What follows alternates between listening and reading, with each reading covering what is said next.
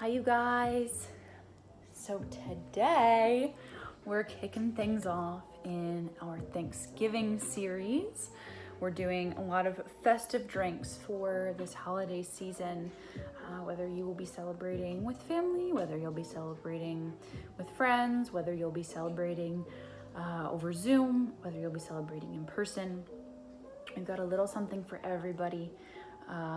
Everybody deserves to get to feel nice and festive at the holiday time, regardless of where you may be physically this year. So to kick things off, we're starting with this is one of my favorites.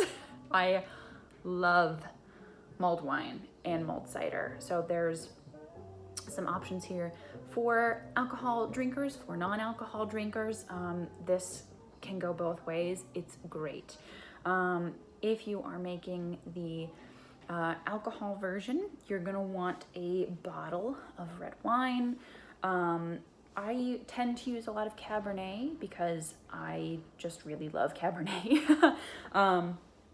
This is not their cab. This is the Second Voyage Red Blend. So the label might be a little bit different, but usually I use like the Second Voyage Cabernet Sauvignon. It's so great.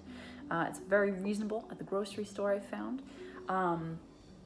I've heard of people using Syrahs and Zinfandels and Pinots.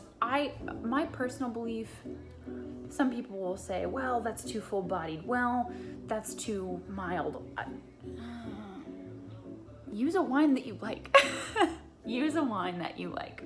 So I tend to go with Cabernet.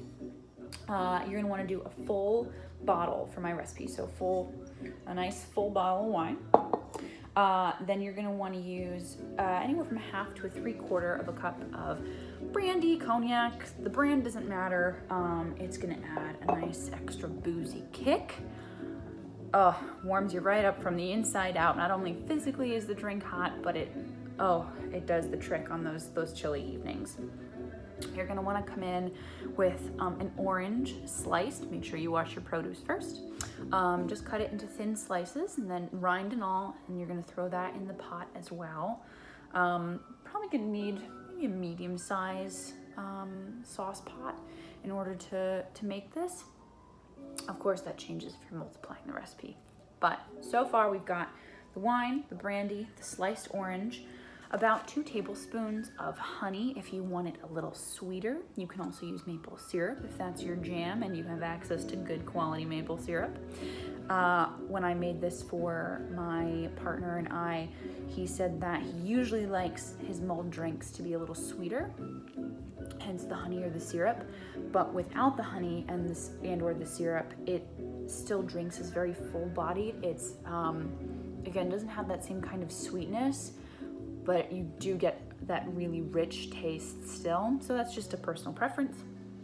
And then my secret ingredient.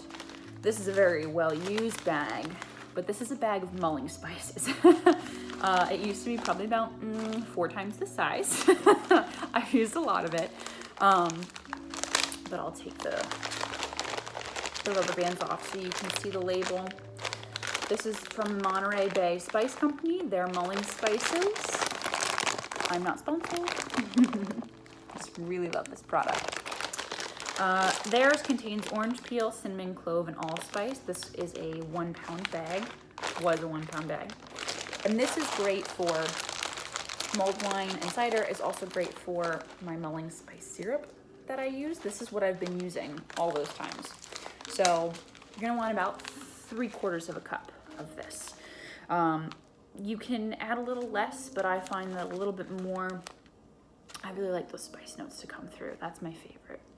So that's the mix if you're doing the alcohol version. If you're doing the non-alcohol version, you're gonna want a full bottle. I believe it's a gallon. I'm bad with measurements, which is surprising because I'm a bartender. But you want the standard juice container size of apple cider. You'll want to keep the orange as well.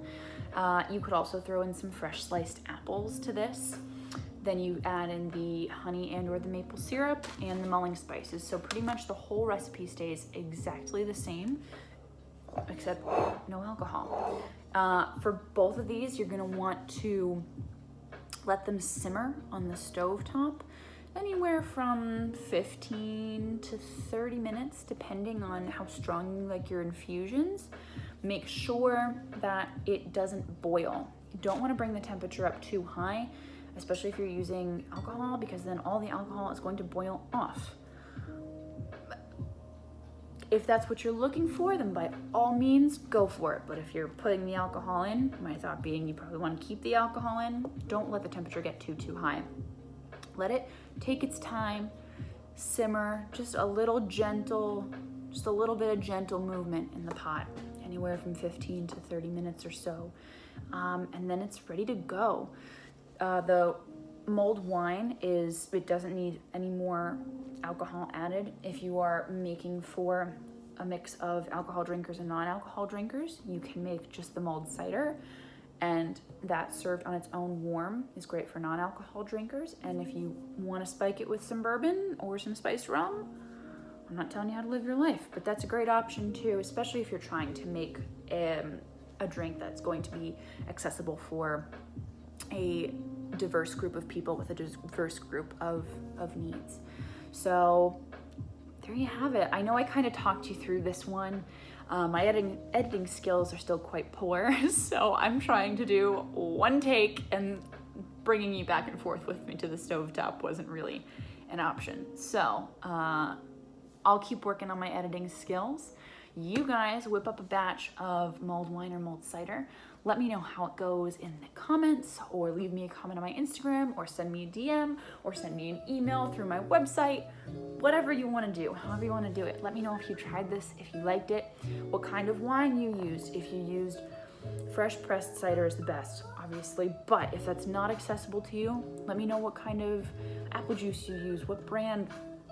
I want to know all the details of what worked for you guys.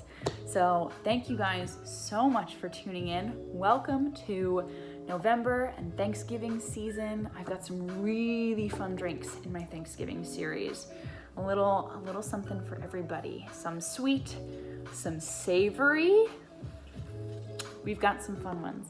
So thank you guys for tuning in, and I'll see y'all soon.